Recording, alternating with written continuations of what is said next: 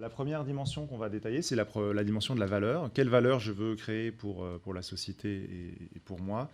On peut penser la philanthropie finalement comme la rencontre entre l'intérêt général et les intérêts particuliers. Certaines personnes arrivent à la philanthropie parce qu'elles ont, on va dire, un événement dans leur vie marquant qui leur fait dévier le cours de leur vie. Ça peut être quelque chose de très heureux, quelque chose de très triste. Donc certaines personnes viennent en philanthropie avec quelque chose de très personnel. Et d'autres personnes viennent plutôt à la philanthropie par souci d'une cause, d'un problème social qu'elles ont identifié, qui peut être extérieur à leur vie.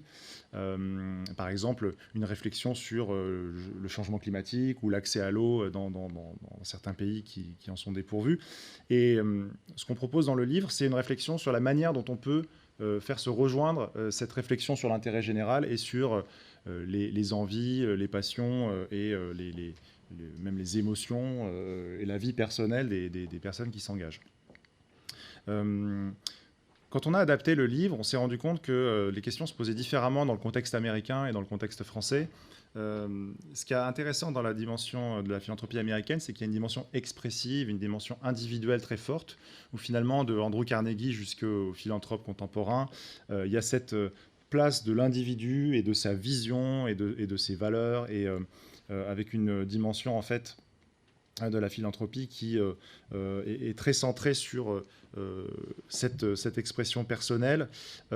Peter dit souvent que ce qui caractérise la philanthropie par rapport à la bureaucratie ou à la gestion des administrations publiques, c'est justement cette dimension d'expression de valeur, aussi de pluralisme dans la société américaine, où des visions de ce qu'est le bien commun peuvent être très différentes et ont le droit de s'exprimer, notamment via la philanthropie. On a le cas assez fréquent des frères Cook aux États-Unis, qui sont des grands financeurs des causes conservatrices et libertariennes et qui peuvent aussi être critiqués parce qu'ils orientent avec leurs moyens personnels des politiques publiques dans un certain sens.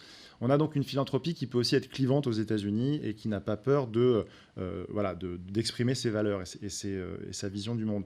En France, on a une tradition, je dirais, plus une philanthropie peut-être plus de concorde ou de recherche d'un équilibre entre l'action privée et l'action publique.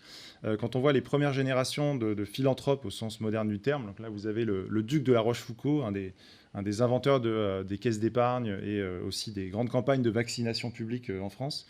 Eh bien lui, il avait tout de cette personne hybride. Il était à la fois homme politique, engagé dans la Constituante en 1789, mais il était aussi très à l'écoute des initiatives privées, de clubs de réflexion privés. Et donc, en France, on a noté qu'on a une approche qui est peut-être un peu moins expressive et un peu plus centrée sur la contribution des acteurs privés à l'intérêt général. On a un exemple contemporain quand Odon Vallée finance des bourses pour des jeunes qui n'ont pas accès à des financements pour faire leurs études. Finalement, il les encourage à faire des filières d'excellence, notamment des écoles publiques, nationales, au lieu de créer des écoles à côté, ce qui aurait pu être un projet tout à fait entendable aux États-Unis. L'école de la philanthropie, que certains d'entre vous connaissent, est un programme qui a été lancé par 2 fondations pour, au sein de l'éducation nationale, sensibiliser des écoliers aux dons, à la générosité. Et ce programme-là est pensé et fait aussi avec la Ligue de l'enseignement et des écoles pilotes qui ont accepté, avec les professeurs, les proviseurs qui acceptent de jouer le jeu. Donc dans le livre, on veut simplement en fait souligner que la question de la valeur, c'est cette espèce d'accord entre l'intérêt de la collectivité et les passions, les intérêts, les valeurs des individus.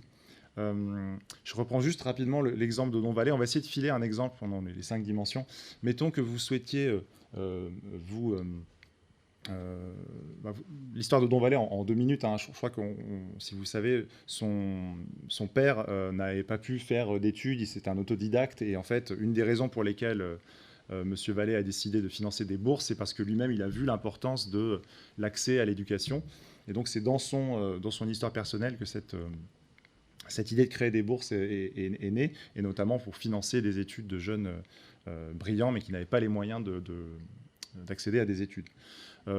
Donc pour retenir une chose sur cette dimension de la valeur, comment en fait trouver les points de rencontre entre la collectivité et l'individu.